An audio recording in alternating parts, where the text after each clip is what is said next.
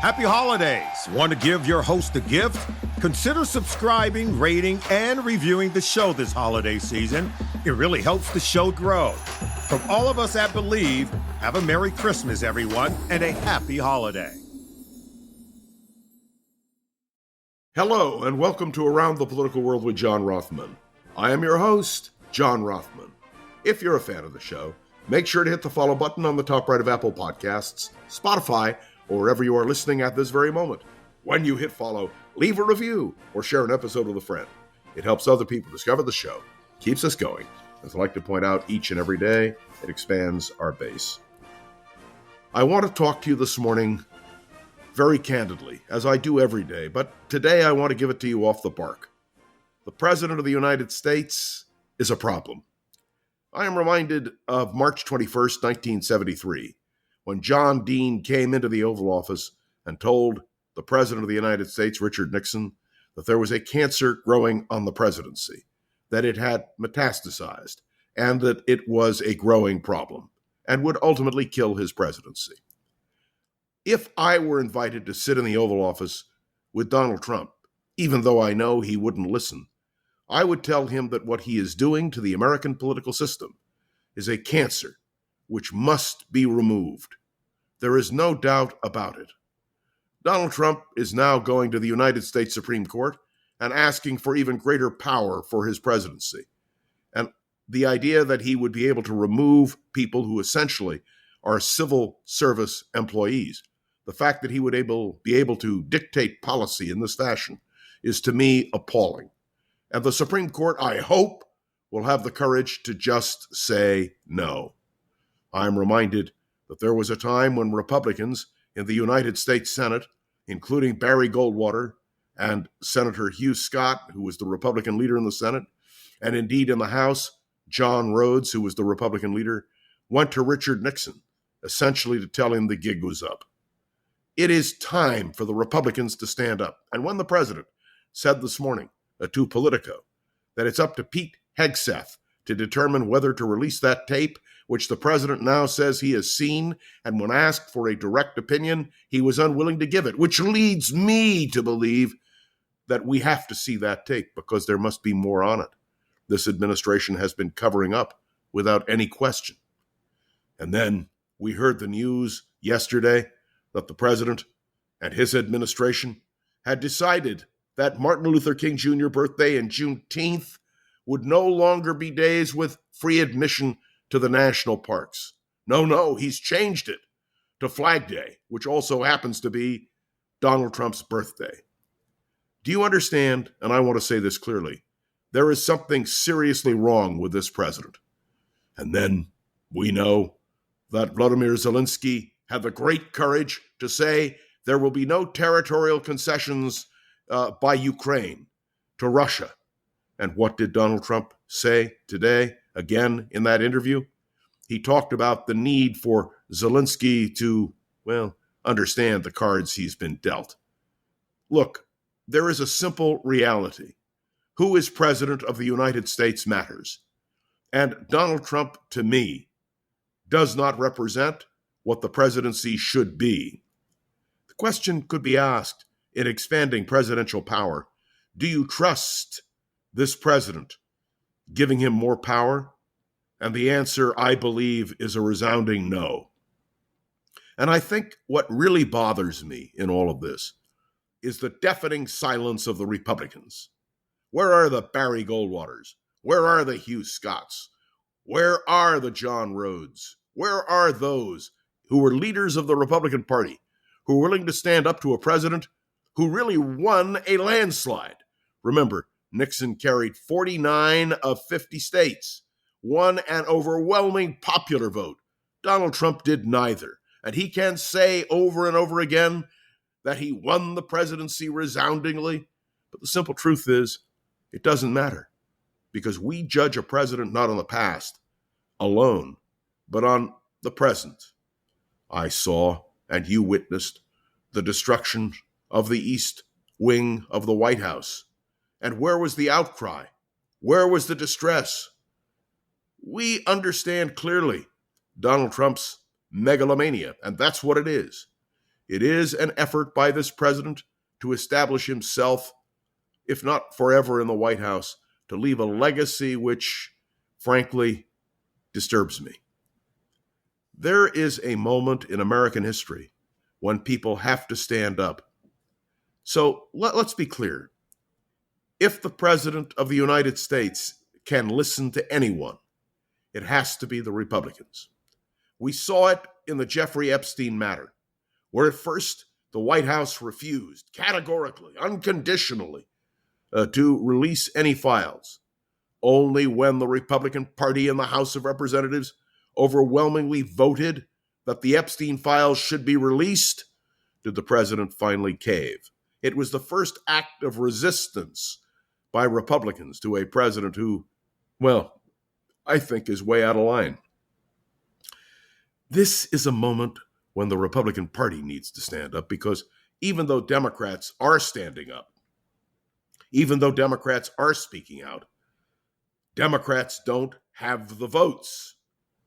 And so we saw in the Epstein matter that only when the Republicans broke ranks with the White House, only when the Republicans broke ranks with what the president wanted, did the right thing happen. Now, we haven't seen the Epstein files yet, but the Congress has to act.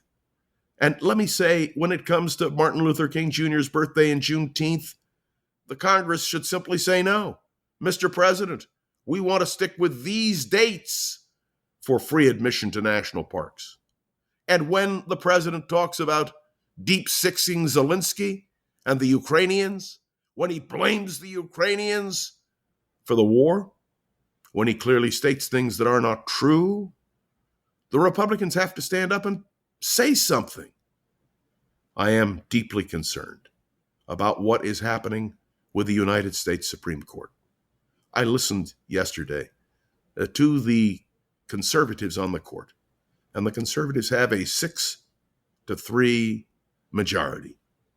And although no decision has been rendered, it seemed clear from the questions being posed that the Supreme Court is going to expand this president's power, and therefore every president's power. Do you understand what that means? When the Democrats retake the White House, and they will retake the White House, they will be able to use those very decisions by the court to expand their power. No. The whole point of keeping the co-equal branches of government going was that no one party would dominate. And let me be clear about this. You and I know that if the Supreme Court clears the deck for Donald Trump, that eventually that will come back to bite them when the Democrats control the White House. I am not in favor of a unitary presidency. I am in favor of a cooperative, co-equal branches of government. And clearly that is not something this president or this administration favor.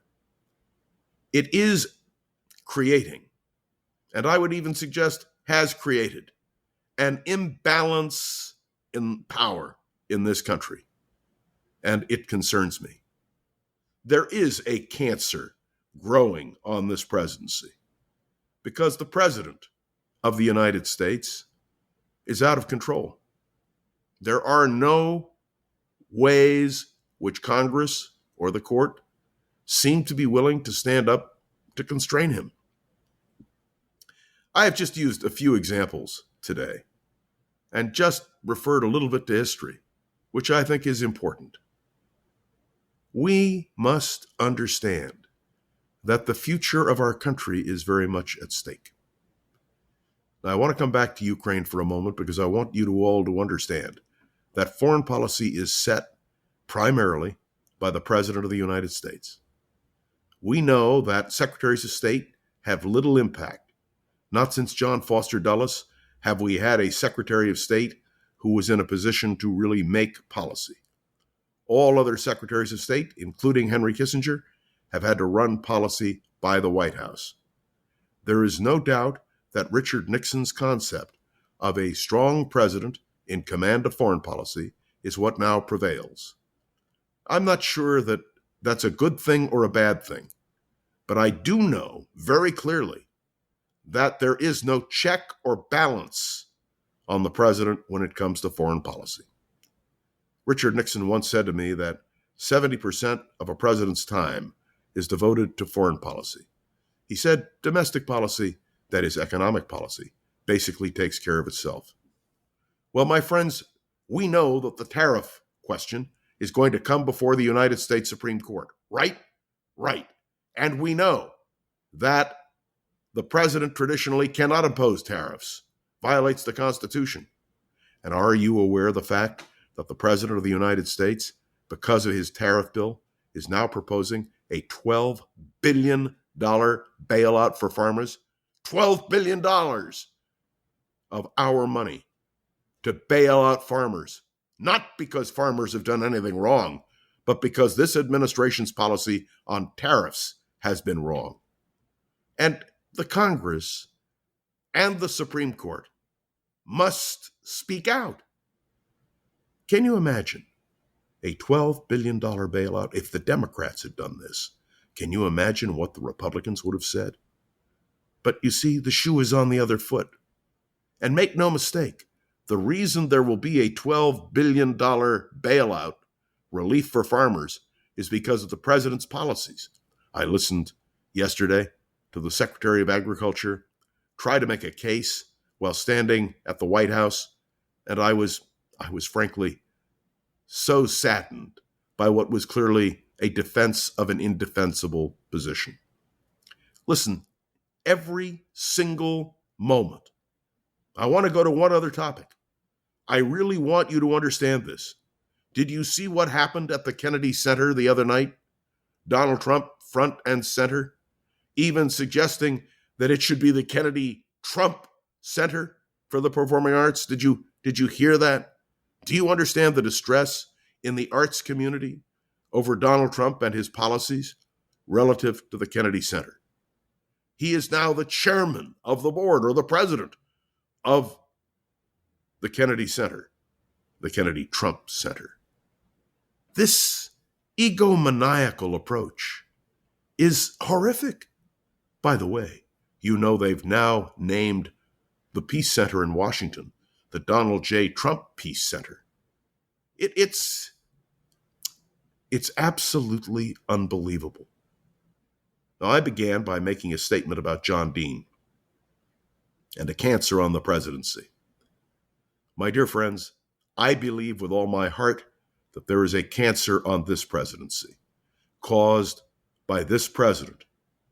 And the only way what Donald Trump is doing on so many different levels, from the national parks to the Kennedy Center to Ukraine, to the question of bailouts, all of these things need to be addressed directly and quickly, because the cancer on this presidency that Donald Trump has caused is metastasizing. And what next? Healthcare. A decision has to come down on healthcare, Obamacare. And you may note the Republicans who constantly criticize it have yet to come up with an alternative policy. And we have only until the end of the year. And then the rates skyrocket.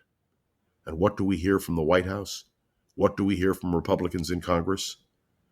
They just don't know what to do. They have a plan, but nobody's quite sure what that plan is, unless, as this administration has suggested, the money be returned to individuals to spend on their own health care. Let me tell you, that's sheer lunacy. Anyone here who is paying a health care bill understands that. The whole point of Obamacare, the whole point of Medicare, was to make health care affordable for all Americans. There are numerous problems, and I want to suggest to you that there needs now to be an aggressive stance dealing with Donald Trump, dealing with what he is proposing, whether it is in foreign policy or domestic policy, whether it has to do with healthcare or it has to do with the arts, whether it has to do with Martin Luther King Jr. Day and Juneteenth at national parks, and whether or not, well, we're willing to stand up. I am on this podcast, and I will continue to stand up. I do not want to see this cancer on the presidency metastasize. I do not want to see the damage being done by Donald Trump. I don't want to see it continue. And the only way we have to put the brakes on the Supreme Court, the Congress, meaning the midterm elections, and the conscience of the American people and the Republican Party. These are profoundly important times. And I've chosen today to address these issues because frankly, we must. We must stand up. This is a moment for America. And as an American and someone who loves his country, I believe it is imperative to speak out loudly, clearly, and without any hesitation. So that's what I've done today, and that's what I will continue doing right here on this podcast. Thank you for tuning into another episode of Around the Political World with John Rothman. I'd love to hear your thoughts on today's episode. You can write me a review on Apple Podcasts, drop a comment on YouTube or Spotify, and click any of the links to the show notes to connect with me on social media. Remember to share this episode. Please share this episode with friends and colleagues so we can continue to grow and expand, which is our goal.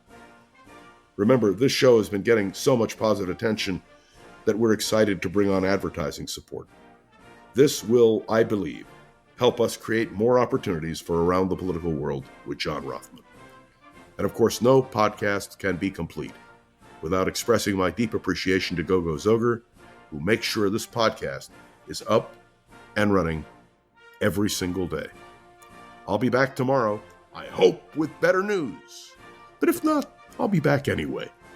This is John Rothman. See you tomorrow on Around the Political World with John Rothman.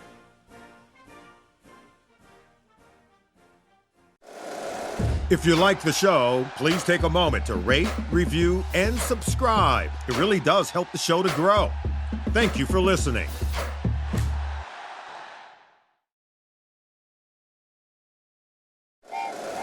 Happy holidays! Want to give your host a gift?